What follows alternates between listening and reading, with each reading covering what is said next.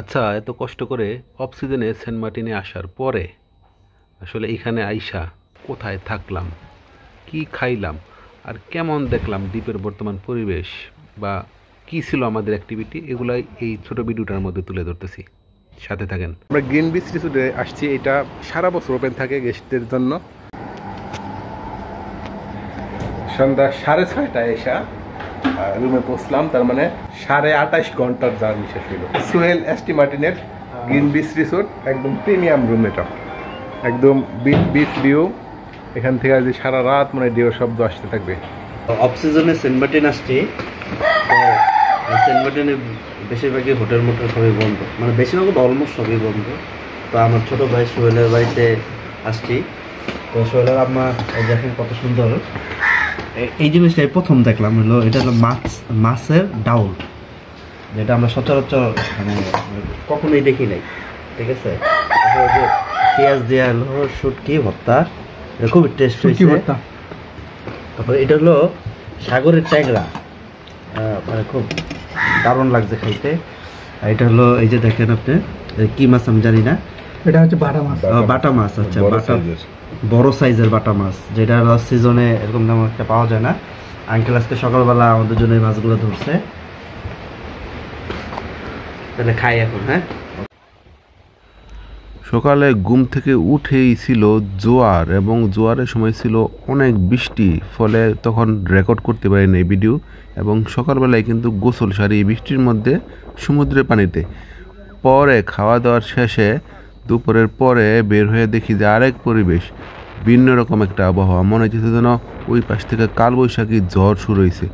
আর সোহেল বলতেছিল এই সিজনে নাকি এটা সবচেয়ে বেশি বাতাস বইতেছে আজকে। আর গত ভিডিওতে অনেকে জানতেছে যে অফ সিজনে সেন্ট মার্টিনে যাওয়ার অ্যাকচুয়াল প্রসেসটা কি। এটার জন্য আপনাকে ইউনোসারের একটা ওয়েবসাইটে যেতে হবে, mysaintmartinbd.com। এখানে গিয়ে আপনার ভ্রমণের কারণ ওইখানে বিস্তারিত লিখবেন এবং আপনার ডিটেলস লিখে সাবমিট করলে একদিনের মধ্যে আপনি ভ্রমণের অনুমতি পেয়ে যাবেন।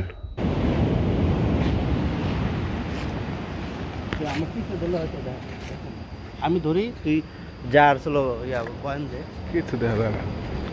Good morning from Saint Martin north beach. Beach এখন নাই, পুরোটা পানিতে ডুবে গেছে জোয়ারের কারণে। আর এইখানে ফুল জোয়ারে এইরকম করে খেলাধুলা হয়, মানে পানির খেলা আর কি, যেটা ধরুন হচ্ছে। এখন তো সব রিসোর্ট বন্ধ, এইভাবে গেটগুলো আটকে রাখে ওরা। মানে এমন অবস্থা হয় যে মেন রোড দিয়ে হাঁটার সময় পরে যে বিচে নামবো কোনো রাস্তায় খুঁজে পাওয়া যায় না। পরে একটা চিপা পাইছি, এটা যে ট্রপিকানার এই রাস্তাটা খোলা, তো সামনে আবার একটু খেলাধুলা হচ্ছে। ওরে বাবা, এটা কি দেখতেছি!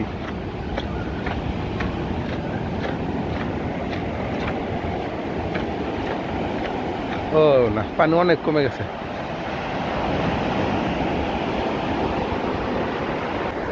মানে এই বীজটা মনে হইতেছে যে আমার জন্য সাজায় রাখছে একদম। কেউ আসে নাই, কয়েকটা আছে, ওরাই হাঁটতেছে দিক দিয়া, মানুষের পায়ের ছাপ নাই, একদম র ফিল। এটা হচ্ছে সমুদ্র কুটিরের সামনে। আর এখানে খুব বড় বড় ঢেউ হয়। এই যে বীজটা একেবারে ফ্রেশ। সেন্ট মার্টিনের সৌন্দর্য যেটা পাওয়া যায় অক্টোবরে, অথচ দুর্ভাগ্যের ব্যাপার হচ্ছে অক্টোবরে কিন্তু অফ থাকে সেন্ট মার্টিন। সময়টাতে যদি পর্যটন চালু থাকতো তাহলে সবাই এই সৌন্দর্যটা পাইতো। এখন জোয়ার নামতেছে, অনেকটা বাটা হয়ে গেছে, তারপরও সিজনের জোয়ারের সমান হয়ে গেছে। পানিতে চলে আসছিল এইখানে।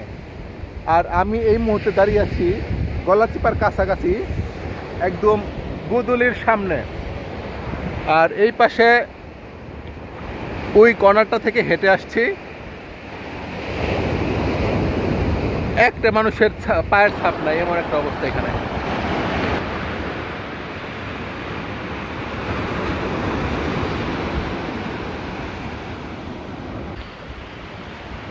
সুফায়াত কাছে ডাব আছে কয়টা?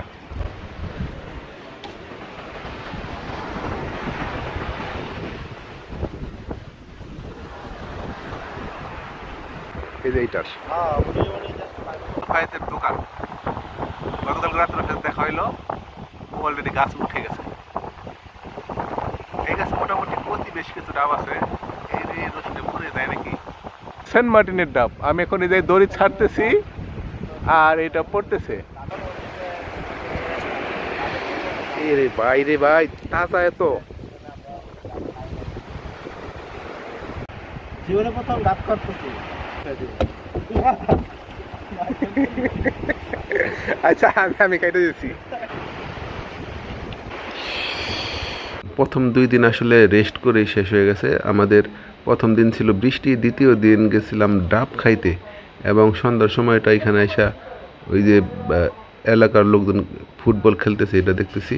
আর এর পরের ভিডিওতে আমি দেখাবো যে আসলে আমি সেন্ট মার্টিন কেন গেছিলাম, কি কাজ করলাম, এই সকল বিষয় নিয়ে।